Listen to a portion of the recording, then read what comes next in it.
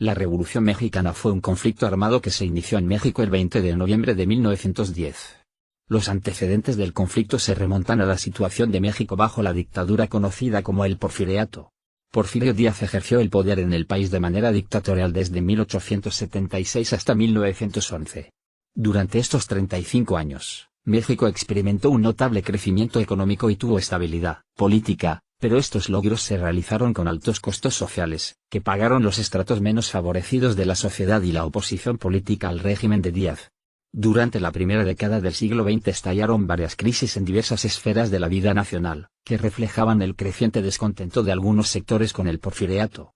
Revolución Mexicana, Collaje Revolución Mexicana.ip Fotografías de la Revolución Mexicana, 1911, fecha 20 de noviembre de 1910 signo de interrogación abierta 1917-1940?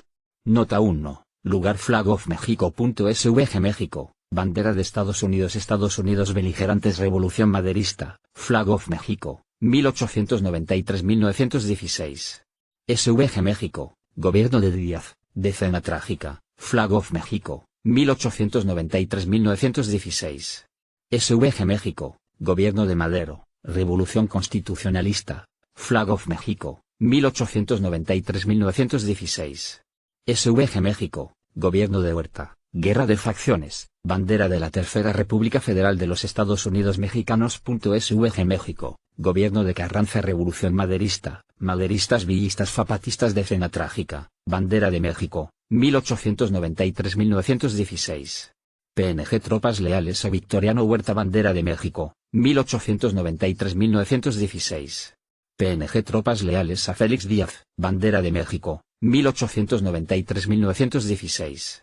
PNG Tropas Leales a Bernardo Reyes Revolución Constitucionalista, Bandera de la Tercera República Federal de los Estados Unidos Mexicanos. SVG Ejército Constitucionalista Villistas Zapatistas Guerra de Facciones, Zapatistas Villistas Porfiriato Revolución Mexicana México Postrevolucionario, editar datos en Wikidata, Historia de México México Prehispánico Etapa Lítica, Árido América, Oasis América y Mesoamérica México Español Conquista de México, 1519 signo de interrogación abierta.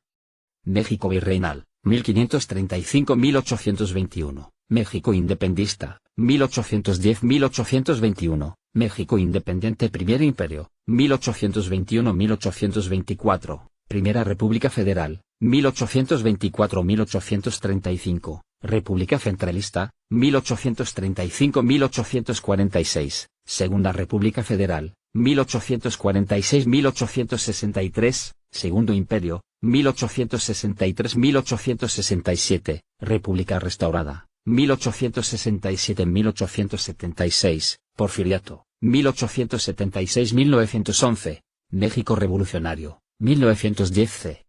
1917-21, México Postrevolucionario, UTSUPRA.1940, México Contemporáneo, desde 1940. Cuando Díaz aseguró en una entrevista que se retiraría al finalizar su mandato sin buscar la reelección, la situación política comenzó a agitarse. La oposición al gobierno cobró relevancia ante la postura manifestada por Díaz. En ese contexto, Francisco I. Madero realizó diversas giras en el país con miras a formar un partido político que eligiera a sus candidatos en una asamblea nacional y compitiera en las elecciones. Díaz lanzó una nueva candidatura a la presidencia y Madero fue arrestado en San Luis Potosí por sedición. Durante su estancia en la cárcel se llevaron a cabo las elecciones que dieron el triunfo a Díaz. Madero logró escapar de la prisión estatal y huyó a los Estados Unidos. Desde San Antonio, Texas, el 5 de octubre de 1910, proclamó el Plan de San Luis, que llamaba a tomar las armas contra el gobierno de Díaz el 20 de noviembre de 1910. El conflicto armado se inició en el norte del país y posteriormente se expandió a otras partes del territorio nacional. Una vez que los sublevados ocuparon Ciudad Juárez, Chihuahua, Porfirio Díaz presentó su renuncia y se exilió en Francia. Lo sucedió Francisco León de la Barra como presidente interino. En 1911 se realizaron nuevas elecciones en las cuales resultó electo Madero. Desde el comienzo de su mandato tuvo diferencias con otros líderes revolucionarios, que provocaron el levantamiento de Emiliano Zapata y Pascual Orozco contra el gobierno maderista. En 1913 un movimiento contrarrevolucionario, encabezado por Félix Díaz, Bernardo Reyes y Victoriano Huerta, dio un golpe de Estado.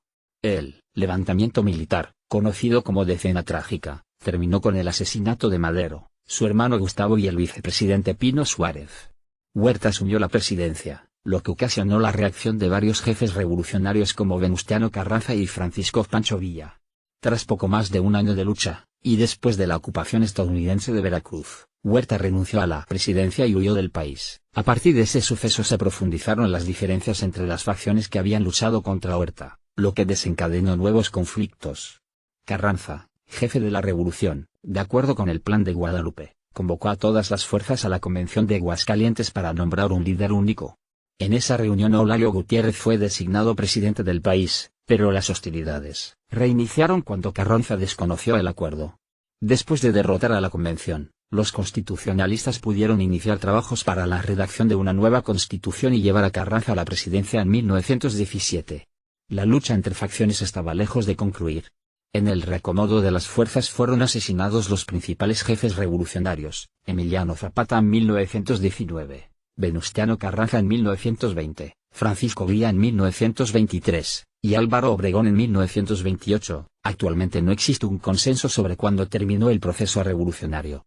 Algunas fuentes lo sitúan en 1917, con la proclamación de la Constitución Mexicana, 1-2-3, en 1924 con la presidencia de Plutarco Elías Calles o en 1928 con el asesinato del reelecto presidente Álvaro Obregón. 4. Incluso hay algunas que aseguran que el proceso se extendió hasta los años 1940, como Alfonso Taracena.